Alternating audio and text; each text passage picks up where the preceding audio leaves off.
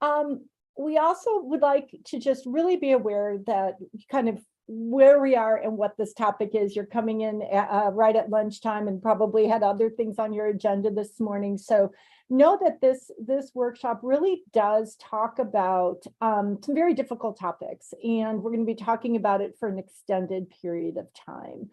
It is difficult for especially those who have lived experience pertaining to suicide or suicide loss or trauma or other lived experience. And so we really highly recommend that you think through carefully whether or not this is the right topic for you today.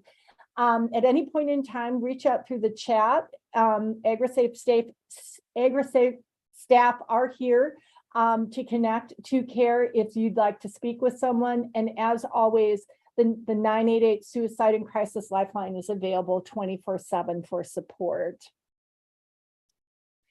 It's also important to note that I am not a mental health professional.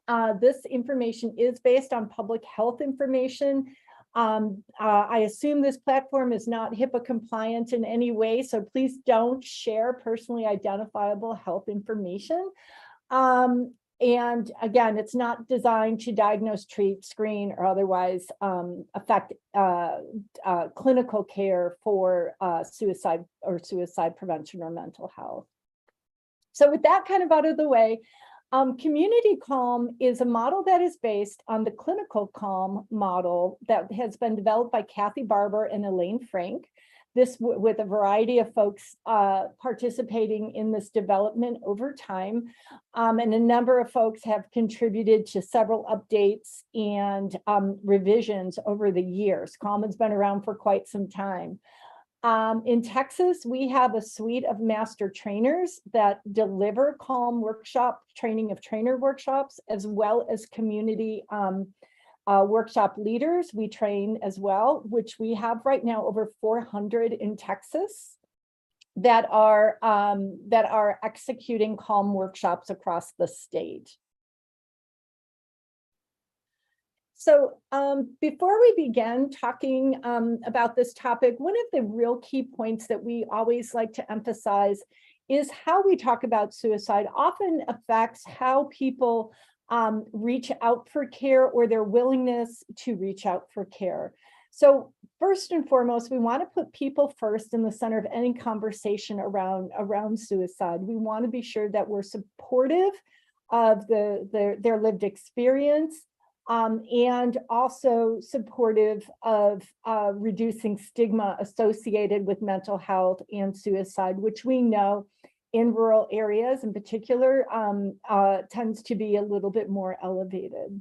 So kind of the first takeaway that I would like to share with you on this is how we talk about this. And if you could help us work on this language in your communities and in your workplaces over time, this can also help influence outcomes. So we don't want to use the term committed suicide or other terms like that that imply negative connotation. We really do want to switch our language to lived experience or died by suicide, and really focus on that part of help, hope, healing, and recovery, and what we can do with our language to move that forward. Also, calm is a part of a larger lethal means safety planning effort. But it's just one part of the comprehensive approach to suicide prevention, but it's not the only thing that we can or should be doing in our communities.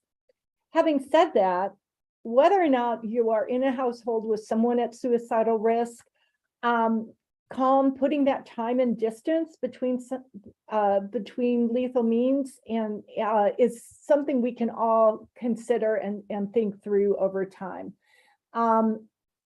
And then our goal is to reduce suicide and or make a suicide attempt less lethal. It is not a methodology or an approach that is anti-gun or anti-medication. It is really about reduction of suicide risk and suicide attempts, especially in an environment where there may be someone at risk. And it's also important to know that these things help us prevent suicide from a public health perspective and how we can work collectively to help turn the dial and lower those numbers that we see across our state. So I'm going to open our conversation today with what do we know about suicide and what do we know about lethal means? And then turn our attention to where CALM is particularly focused, and that is on firearm safety and suicide prevention, and then provide just a brief overview of the components of the workshop. So first off, what do we know about suicide? So here are some just general statistics. About 130 people in our country a day we lose to suicide. It is the third leading cause of death for ages 10 to 19. The second leading cause of death for 20 to 34, and the fourth leading cause of death for 35 to 44. And over 1/3 of people who die by suicide in the US are ages 55 or older. We also know men die by suicide much more frequently than women do, than females do. And roughly 10% of Americans have reported having thoughts of suicide. And nearly half of our population has been touched by suicide in some way. This is why that messaging becomes so important as we work through it, as we work through this conversation. And finally, we know that roughly 72% of US communities do not have enough mental health providers to serve their residents. So where does that put the pressure on our system? It puts our pressure on our communities and families and community partners. And so this is why these types of conversations are so valuable in a community-focused setting. As I mentioned, some of the leading causes of death, these are the areas in 2020, which is the most recent data from the CDC, of which suicide was a top 10 leading cause of death. And as you can see, we have quite a range of population that can benefit from our work together on reducing suicide risk and access to lethal means. But the important part is while we know we've had roughly 46,000 deaths in the year 2020, we know that we have nearly 1.2 million attempts, nearly 3 times as many folks reported making any type of suicide plan in the last year, and nearly 4 times that have had serious suicide in the past year. So while this underlying activity is percolating, there's a lot of focus on the death outcome, but these other opportunities present real parts where we can have intervention and opportunities to intercept someone that may be at risk of suicide prior to an attempt or a death by suicide. And that's where CALM really is anchored. It's epicentered in trying to intercept folks at that stage prior to an attempt being made. And as you can see, we're encountering people, whether we know it or not, on a regular basis that have had some form of ideation or advanced thinking about suicide. Now, in Texas, which is where we are anchored, we know that we lose approximately 4,000 Texans a year to suicide. We know about 55% of firearm deaths were suicide, and about 58% of all suicides were by firearms. So overall, we lose about 1 Texan a year, or excuse me, 1 Texan every 2 hours. So we definitely are working on our community infrastructure to try to be sure that we're doing what we can in our communities. And over time, you can see how the rate has fluctuated based on our data here for our state. The blue line is males, the pink line is females. And as you can see, as I mentioned earlier, males do have a much higher rate. Data for 2020, we aren't 100% sure on quite yet because that was the first year of COVID. So we are anxious to look at some additional data in the coming years to see if that trend reverses. So we're keeping an eye out for that. We also want to talk just for a minute about youth, because youth live in a number of homes that own firearms. We know, based on the Youth Risk Behavioral Survey, about 1 in 5 Texas students report having seriously considered suicide in the past 12 months. And what that translates into is in a high school class of about 25 students, roughly 5 will have thought about suicide at some point in time in the past year. So again, we're encountering folks all the time in our daily lives that are struggling with thoughts of suicide at some level. And our job as community gatekeepers is to try to pick up on those signals and connect to care, and to help put some time and distance between someone at risk and lethal means. There's also a gap in suicide characteristics between rural and urban areas. This gap widened between 2000 and 2008, and it is true for both males and females. And there are also some racial and ethnic differences. Non-Hispanic, American Indian, and Alaska Natives had the highest rates of suicide in rural areas, and non-Hispanic whites had the highest rates in metropolitan areas. So again, this is where we have the opportunity to laser in on where some of these community members may be working, living, and thriving, and how we can get additional resources into these areas. So as you can see, as I mentioned, that gap has widened in the last couple of decades, from the year 2000 to 2018, which shows a slightly elevated gap. So we want to be sure that we pay special attention to our rural communities as we work on our prevention planning. There are a number of factors that are unique to rural areas that may account for some of that elevated risk. Lack of mental health resources or accessible mental health resources, social isolation, loneliness, lack of belonging, and perceived burdensomeness has been reported. By reducing that sense of connectedness, that also impacts suicide risk factors as well. Obtaining mental health and behavioral health services, either due to the cost or transportation and distance. We know there are about 67% of communities in Texas do not have adequate mental health care. So we know that rural areas are significantly impacted by that. And we also know that mental illness and mental health carries a pretty significant stigma. And we want to be sure that we're taking that into account. And that's why I open with the safe messaging conversation to help us reduce that burden on our communities. We also know that agriculture workers are at a higher risk of suicide than other occupations and the general public. It has higher odds of being male, older, less educated, and American Indian and Alaska Native, and lower odds of having made a previous attempt or of having a known mental health condition or job problem. So some of those risk factors that may be more prevalent in other parts of our communities aren't maybe as obvious in our rural populations.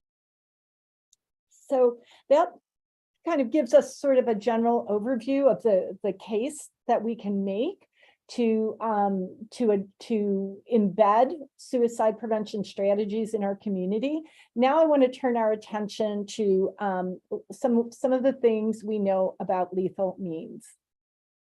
We know, based on data that is generated from a number of sources, and I want to turn your attention to these dark blue parts of these circles. At the national level, approximately 50% of suicide deaths in 2019 were by firearms. In southern states, that number jumps to 58%. Texas runs in very similar rates, but we also know our veteran population is even more heavily in the fire, has lethal means as firearms, and that's roughly 73%. So you can begin to get the picture of why we are paying special attention to firearms, even though it is not the only lethal mean. It is certainly one of a pervasive lethal mean. In U.S. Firearms, suicide, and homicides, you can see that on this chart, our green bar line there is firearm suicide versus firearm homicide. And you can see the delta between the number of deaths that occur across our nation over recent years. And in Texas, the trend is very similar in that trend line. So why do means matters? Much of the focus in the history of suicide prevention focused on why a person attempted or died by suicide. And years of research have gone into that work, and we've worked really hard to relieve that mental distress that may lead to a suicide attempt. But in recent years, we are beginning to understand that how people attempt suicide plays a crucial role as to whether the attempt is lethal or not. And this is where the projects out of the Harvard School of Public Health, the Means Matter project, has focused their time and attention, and where CALM was also intersected as part of that the Means Matter project informed a lot of the CALM conversation. And there's three considerations that I would like you to consider. First, the period of acute suicide risk is often very short, and we'll talk more about that in a minute. We also know that most persons who attempt suicide do not go on to either attempt suicide again or go on to die by suicide. However, we know easy access to lethal means is the strongest determinant of an attempt outcome. So a study that followed people seen in a hospital following a suicide attempt were asked when they had first started thinking about that specific attempt, how much time elapsed before they took action on that attempt. What percentage do you think answered 10 minutes or less? And you can drop that in the chat.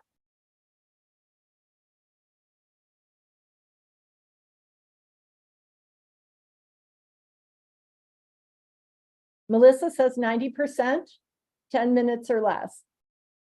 Anyone else have a guess? 10%, 50%, 80%, 50%, 25%, great. Thank you.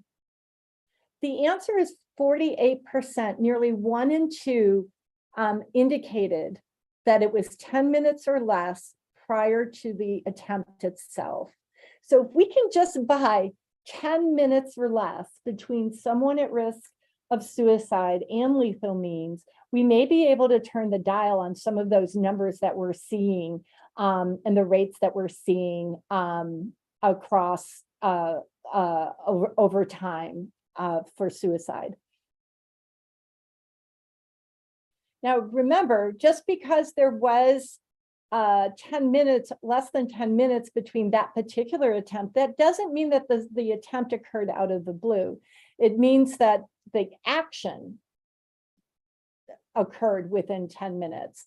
So we want to be sure that we're really careful that many of these actions are impulsive, but that doesn't mean there isn't some underlying condition or mental health condition or other risk factors that's playing in here that's creating prolonged risk. So As a result of this, we know that the acute period is often very brief, and that time and distance in that time period can be very, very important. So here's some examples that I'd like to share with you. Sri Lanka had one of the highest suicide rates in the mid-1990s. Pesticides were the leading method. In the mid to late 90s, most of the highly human toxic pesticides were restricted. As a result of that, between 1996 and 2005, the suicide rate dropped 50%, saving over 20,000 lives. So what the drop was driven by a decline in pesticide-related suicide deaths. Suicides by other means did not drop, nor did non-fatal attempts. But what appears to have changed is the lethality of the means that had been previously utilized. So if we can reduce the lethality of the means, we're able to reduce the impact of the outcome. Another example related to firearms is this Israeli Defense Forces in the early 2000s began focusing on preventing suicides, most of which were by firearms, and they were mostly on weekends when the soldiers were on leave. In 2006, the Israeli Defense Force required soldiers to leave weapons on base during their weekend leaves. Previous to that, they were able to take them home. The suicide rate decreased by 40%. The weekend suicide rate dropped significantly. Weekday rates did not. So by, again, putting that time and distance, the study here shows that they were able to reduce the lethal outcomes in that manner. So how did such a small change save lives, and why didn't suicides increase on Monday, or why did attempts by other means not go up on weekends? And these are things that Calm considers in the full workshop that we would want to really dive into. But generally, if the suicide plan is disrupted, often a substitute method is not sought. The acute crisis phase then passes, and it disrupts the plan that had been in place. So, for instance, in Brisbane, Australia, restricting bridge access by installation of barriers on the bridge. After the installation, there was a 53% drop in attempts during the study years, and a further reduction took place. But they also found no evidence of displacement at either neighboring bridges or other locations. And restriction of paraquat, which is another pesticide that was studied in South Korea, reduced suicides by 10% overall across all methods, and 46% by pesticide poisoning, simply by restricting access to this highly toxic form of pesticides. So again, we're really working hard to try to understand where we can buy time and distance between someone at risk and their suicide. And as I mentioned earlier, for those who survive a suicide attempt, 70% do not go on to ever again, and 90% do not go on to die by suicide.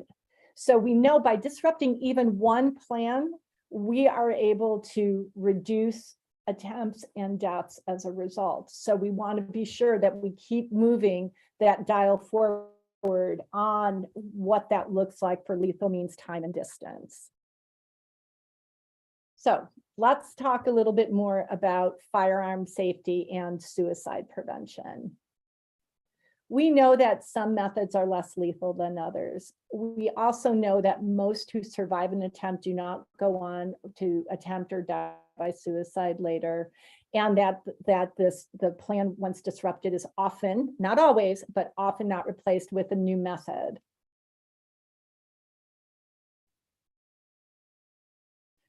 the survivability of a method or the lethality of a method definitely impacts the survivability. So if we know that of all suicide attempts, only 5% are by firearm. We know close to 60% of deaths in Texas are by firearm, and we know 95% of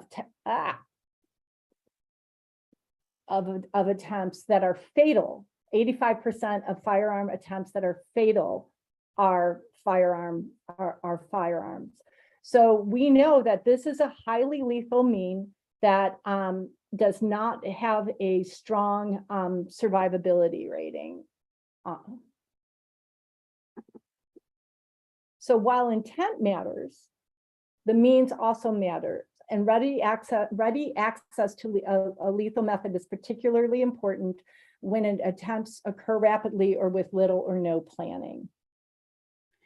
This is Project Safeguard. We just heard this presentation last week by Dr. Mike Anestis out of Rutgers University. This was amazing. Some of these statistics were amazing because he quoted in his study, because 90% of suicide attempts with firearms are fatal, lethal means counseling can not only be offered after a suicidal crisis emerges, it needs to be a part of our community fabric before a crisis ever emerges. Because as I said, in rural areas, oftentimes there isn't a diagnosis of a mental health condition. Oftentimes an attempt can occur within 10 minutes. So by having these things in place prior to a crisis escalating, we are going to be able to intervene more successfully. It also suggests that the benefit of safe firearm storage may be the most pronounced among individuals without a known mental illness or with low suicidal attempt. Availability of firearms in the home triples the odds of death by suicide by a resident of that home.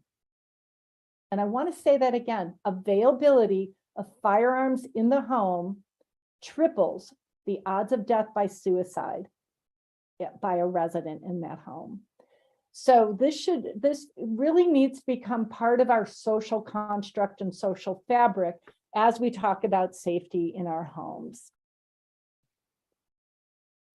Dr. Anestis's work followed 235 members of the Mississippi National Guard who owned at least one firearm. And they provided a randomized range of interventions. One was similar to CALM, the lethal means counseling. The second one had the lethal means counseling with a cable lock. The third was their traditional health and stress counseling. And the fourth was their traditional health and stress counseling and cable locks.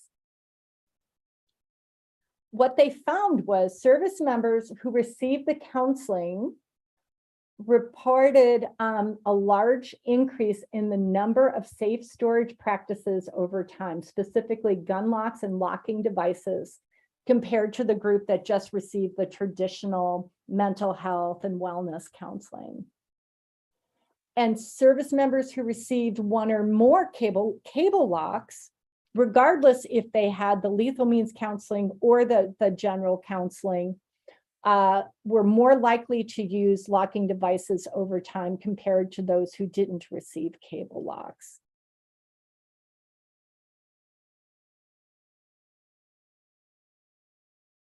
So what we know by that is, even though cable locks aren't really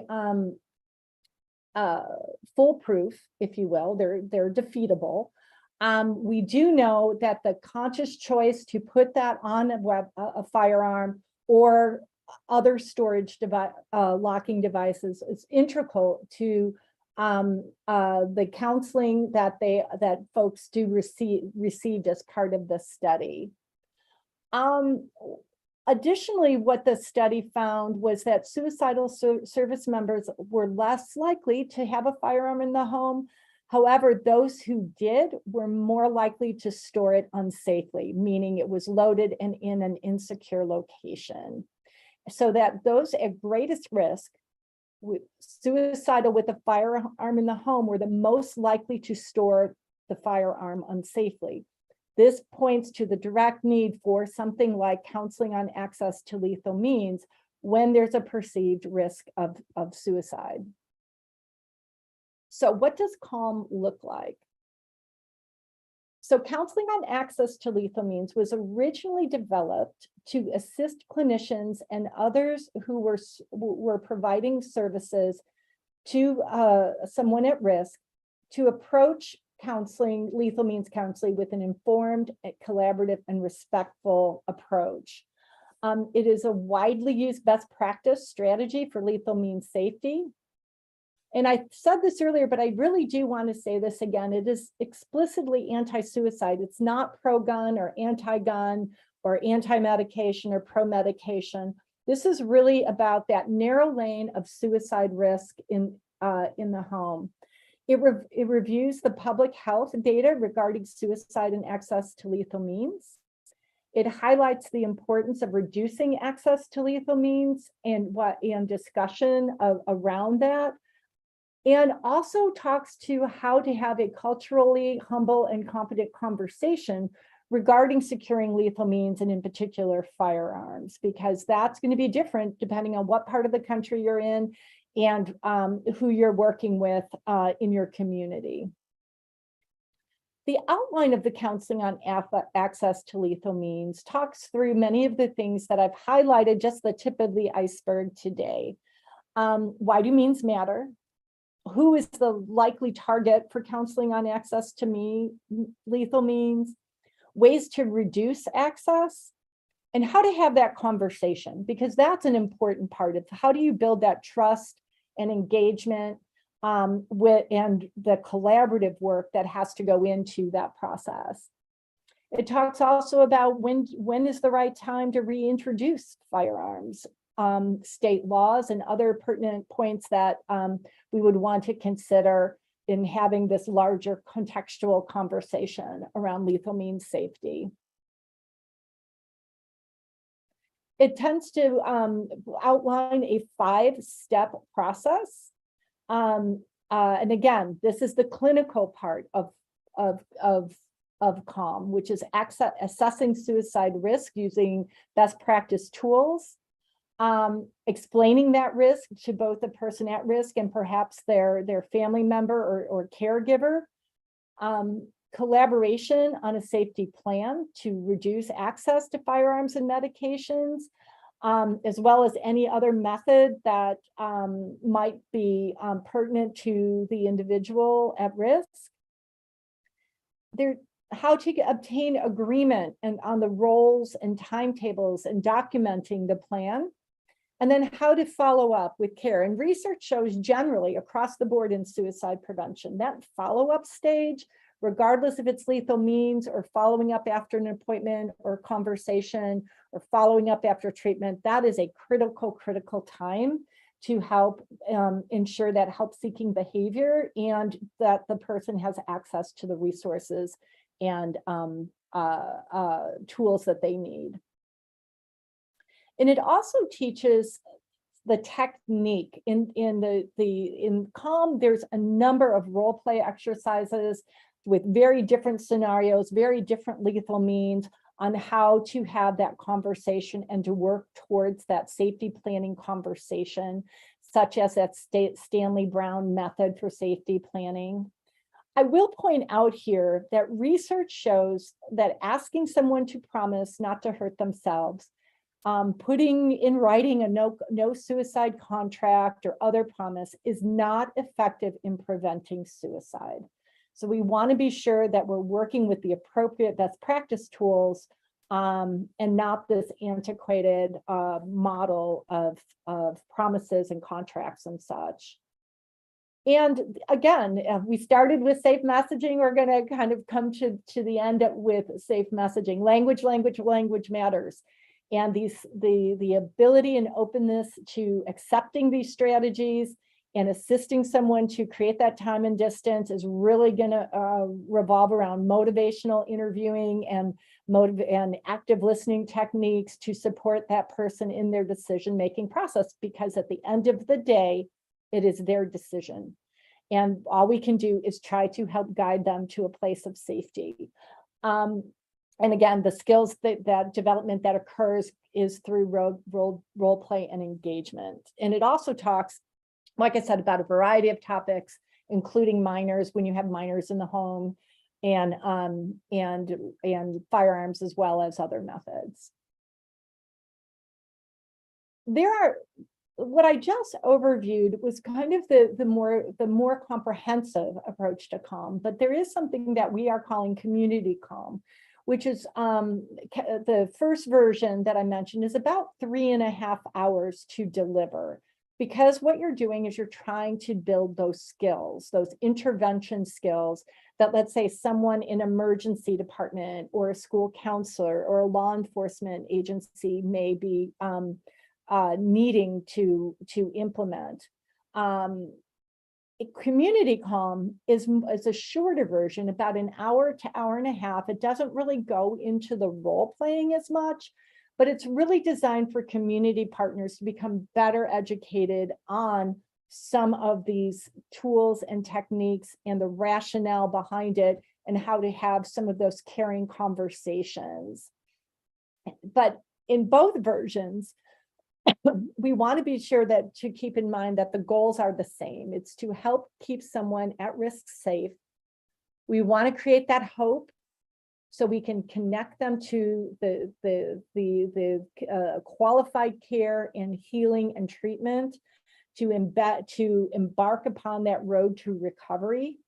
And by putting time and distance between someone at risk and of suicide and lethal means, we may be buying just enough time to help create that brighter future for tomorrow. Because as I said, that time and distance is critical when someone may be in an acute phase of suicidal ideation.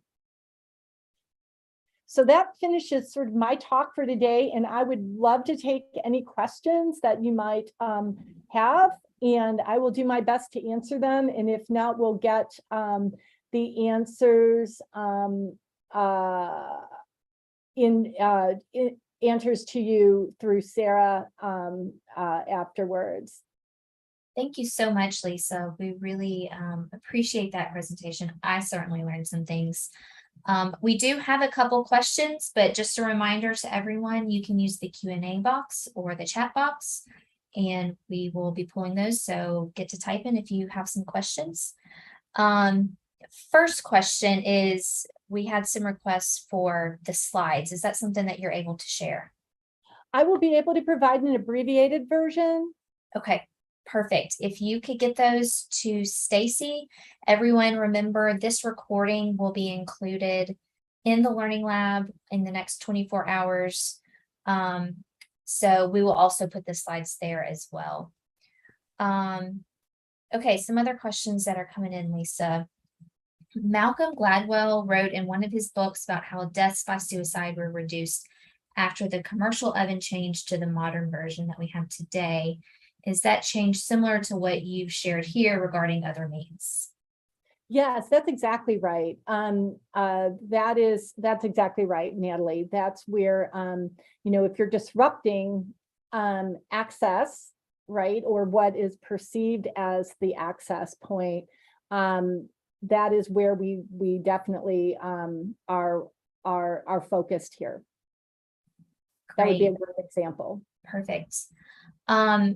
So couple related questions. One is, how does someone sign up for the CALM course? And then also, how do you access the CALM materials like the community program?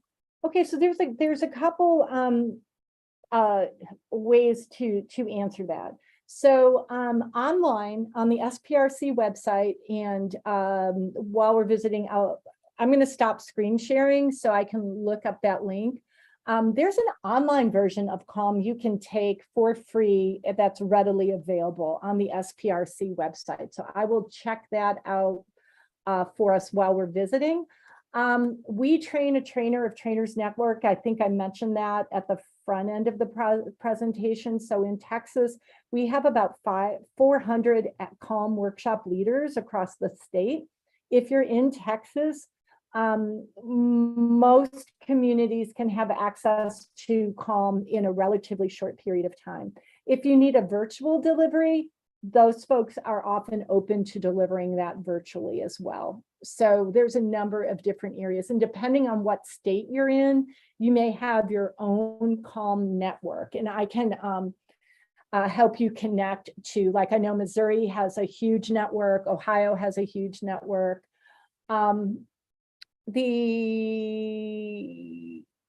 To become qualified to deliver CALM, there's a trainer of workshop leaders course that's 2 days.